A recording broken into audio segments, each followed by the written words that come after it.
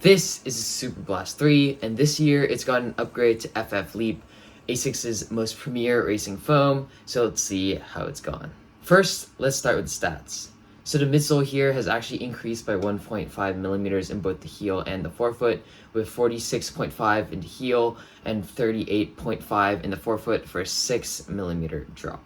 Now for the defining feature of the Superblasts, it's the combination of a soft racing foam with a more durable foam on the bottom, and they definitely kept that on this shoe.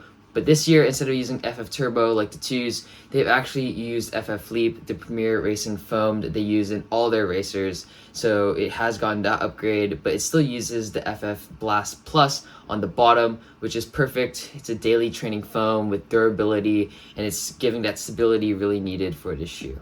Despite the fact that they've increased the stack height in the midsole by 1.5 millimeters, this shoe is actually decreased in weight by about 10 grams, meaning it comes in at 236 grams in my US men's size 9.5.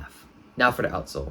This shoe uses Asics grip, a durable rubber used in many of Asics' shoes, and they put a lot of it in the forefoot and the heel, making sure it's durable in the most high wear areas, but they have kept quite a bit of exposed foam, which has seemed to be okay so far because of the FF Blast, which is quite durable. One of the defining features of the Superblast 3 and many other shoes like the Nova Blast is that bounce pod that they've put in the forefoot, which has really been slightly tweaked this year to become more defined, but not too defined where in like the Superblast 1, many rocks would get stuck in there. So I think that they really defined that. They really put an emphasis on that bounce pod in the forefoot, and it really shows in how it feels, which we'll get into later.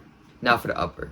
Asics has used an engineered woven mesh on top, which is perfect because it's light and breathable, meaning it's great for both normal daily runs and slightly faster runs, making sure it's not too hot inside of there.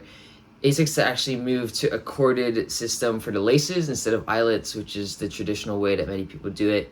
They say that it spreads out the pressure more evenly and makes it so it can fit better for almost all people. I would say that I don't really feel a difference, but it's cool that they've implemented a new feature. The tongue on the shoe is definitely nice, it's light, it's comfortable, and is semi-gusseted. The heel counter on the shoe has a good amount of cushioning, and I don't think it's that much different to many other shoes. Now for the differences from the Superblast 2.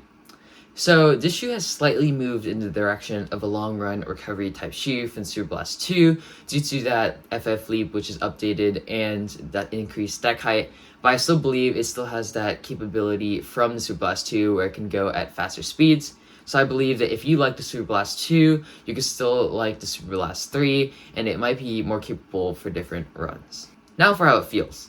This combination between the FF Leap and FF Blast Plus has really worked well. The FF Leap is soft, rebounds, and bounces really well, which is why it's used in so many of their racing shoes, and that's why it's their premier racing foam.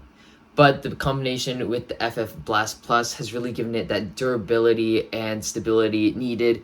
If you just use the FF Leap, it would be really unstable, especially for normal daily runs. So that wide base and the FF Blast has really kept it stability-wise and durability-wise really good. Now for where I think this shoe really shines. So even though it works well during long runs and recovery, I think it works really well when you pick up the pace, think marathon effort during your runs. So the combination of that bounce pod and the FF Leap update this year has really made it great, especially when you're landing more on your forefoot, which is when I speed up. It really feels like it compresses when you step down and strike the ground, and really bounces back up and rebounds once you push off, which is great, especially when you're picking up the pace quite a bit. This shoe at a lot of different paces just feels really smooth. It's easy to get into a rhythm and just sit there. I've done tempos where I'm staying at a flat rate or I'm cutting down a little bit every mile, and this shoe works great at a lot of those. I would say it's maybe not perfect for intervals and speed workouts because it doesn't have that snap a plate would give you, but once you're going at those faster paces during tempos and long runs, that bounce and rebound from the FF Leap and bounce pod really do show. Now for the price. It comes in at $210, which is quite steep. I would say that if you can find a Superblast 2 and you know you already like that and you can find it at a discount, I would say you should probably go for that. But if you really just want an all-around daily trainer, which is good at long runs, recovery runs, and tempos, I would say that this shoe will be perfect for you. Now for my final thoughts. This shoe has really gotten a nice update with the FF Leap and FF Blast combination, and I think that this shoe would be a great thing to recommend to a lot of different people, especially if you're looking for a one-size-fits-all and you don't want to have separate shoes for tempos, long runs, recovery runs.